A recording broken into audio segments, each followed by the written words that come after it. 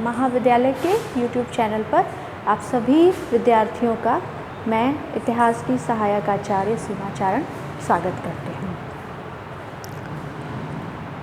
उम्मीद करती हूँ कि अब तक जो वीडियो बनाए हैं मैंने और सब ने मिल करके वो आपके ज्ञान के परिमार्जन में, उसकी अभिवृद्धि में ज़रूर सहायक हो रहे होंगे।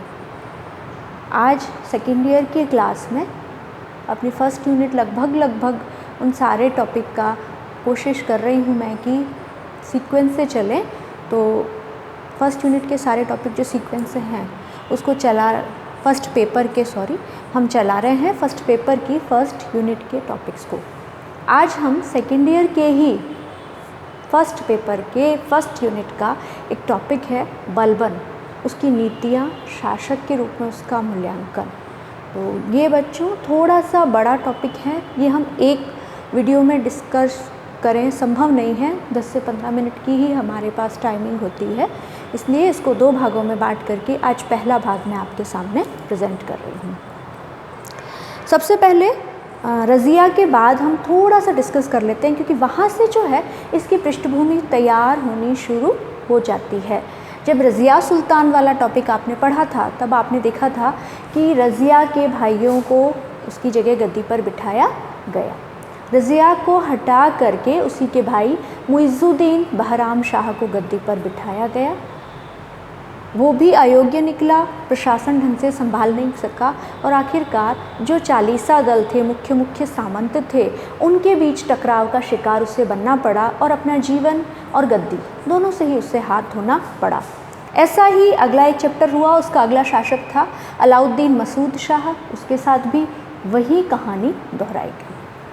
अब जब अलाउद्दीन मसूद शाह की भी हत्या कर दी गई तो इल्तुतमिश के एक छोटा बेटा था नासिरुद्दीन महमूद, उससे सुल्तान बनाया गया। नासिरुद्दीन महमूद जो था उसने देख लिया कि मेरे बड़े भाइयों का, मेरी बहन का क्या हश्र हुआ है। चालीसा दल के लोग इतने ताकतवर हो गए हैं कि इनसे आप पंगा मोल नहीं ले सकते, टकराव नहीं कर सकते, इसलिए उसने बीच का रास्ता चुना। उसने जो है प्रशासन के कार्यों से अपने आप को बिल्कुल अलग रखा। अब ये एक तरफ ये कहानी चल रही है, दूसरी तरफ बलबन की कहानी हम बताते हैं। बलबन जो है अपने जीवन के कुछ काल में दास रह चुका था। हम दास वंश के बारे में बात कर चुके हैं। इल्तुतमिश ने 1232 के आसपास उसे खरीद लिया, अपना दास बना लिया और अपने चालीसा दल में उसे शामिल कर लिया। धीरे धीरे ये जो राजनीतिक परिस्थितियाँ उत्पन्न होती जा रही थी कि सामंत वर्ग शक्तिशाली हो रहा था, चालीसा दल के लोग शक्तिशाली हो रहे थे और सुल्तान जो है वो कमज़ोर हो रहे थे। इस पूरे परिप्रेक्ष्य में बलबन अपनी शक्तियों का धीरे धीरे विस्तार करता चला गया। अब जब नासिरुद्दीन महमूद शासक बना तो बलबन उसके काल में बड़ा ही शक्तिशाली बन गया। वज़ीर का पद, नायब का पद उसके हवाले कर दिया गया और जब वो शासक नहीं था, शासक नासिरुद्दीन महमूद है सुल्तान, उसके बावजूद जो राजकीय छत्र था उसका इस्तेमाल बलबन किया करता था। उसने अपनी एक पुत्री का विवाह भी नासिरुद्दीन महमूद से कर लिया। ये सारा वो इसलिए कर रहा था ताकि वो भविष्य में कभी भी नासिरुद्दीन महमूद की मृत्यु हो जाती है तो राजगद्दी पर अपना दावा प्रस्तुत कर सके, इसके लिए ये सारा प्रपंच रचा गया था। धीरे धीरे बलबन शक्तिशाली होता चला गया और अंत में नासिरुद्दीन महमूद की जब मृत्यु हो गई 1265 में, तब बलबन ने जो है वो सुल्तान बन गया। अब आज जो मैं टॉपिक में डिस्कस करने जा रही हूँ वो 2 चीज़ें।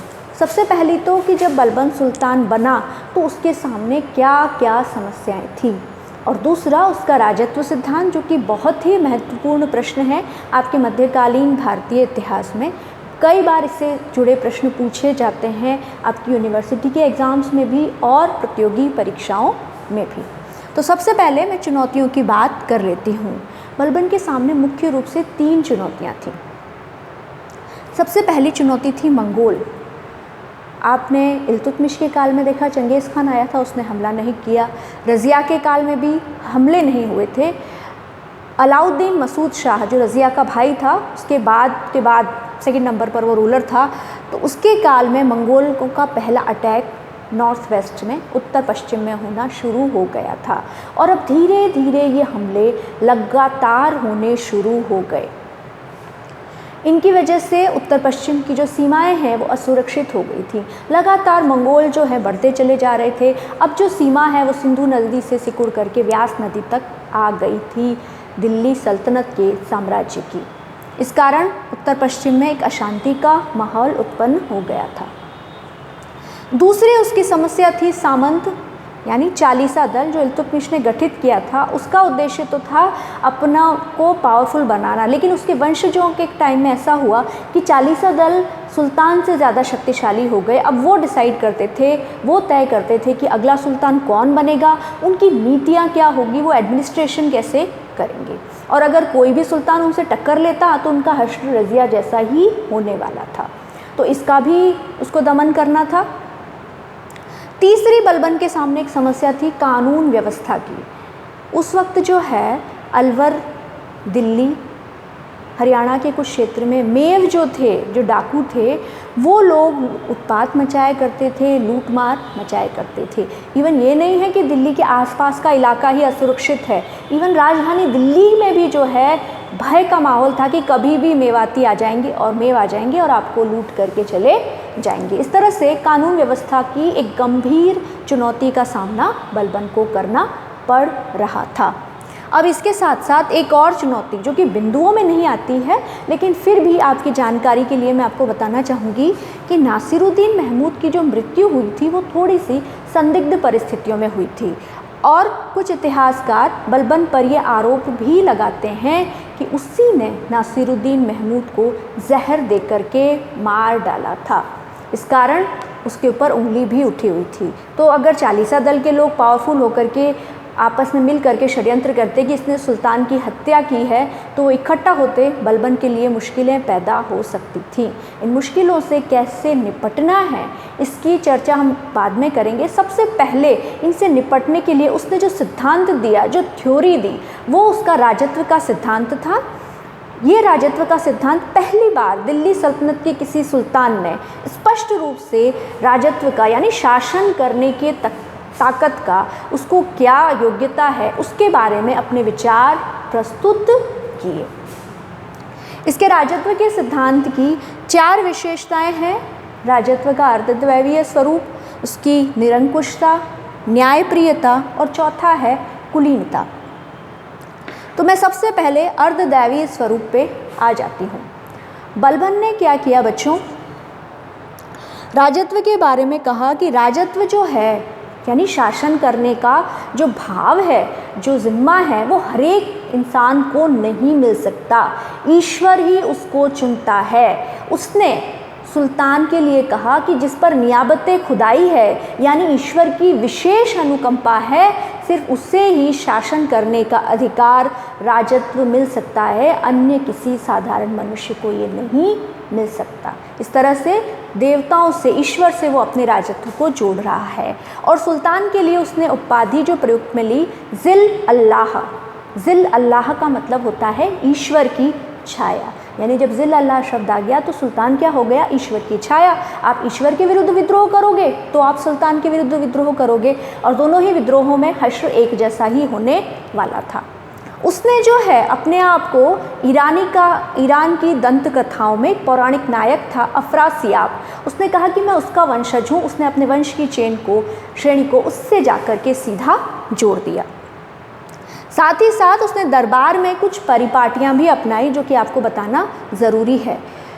उसके सामने कुछ गैर इस्लामिक प्रथाएं भी उसने अपनाई, जैसे सिजदा और पाबोस।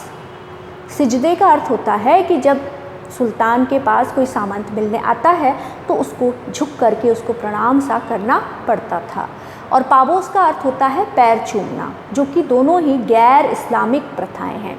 इसके अलावा दरबार में कहते हैं वो बिल्कुल अनुशासित रहता था, कोई तरह का हंसी मजाक पसंद नहीं किया जाता था।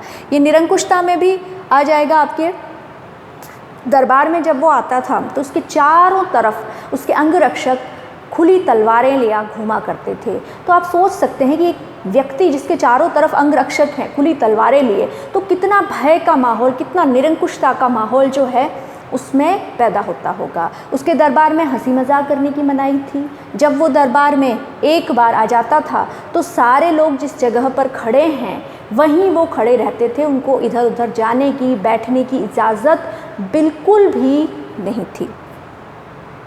इसके अलावा चालीसा दल के जो मुख्य सामंत थे उनका दमन करने के लिए ज़रूरी था कि राजत्व पर कोई भी प्रश्न नहीं उठाए। जो मैं बता रही हूँ कि अर्धद्वैरीय स्वरूप, ईश्वर ने उसको चुना है, ईश्वर की अनुकंपा है, इस कारण वो चुना गया है।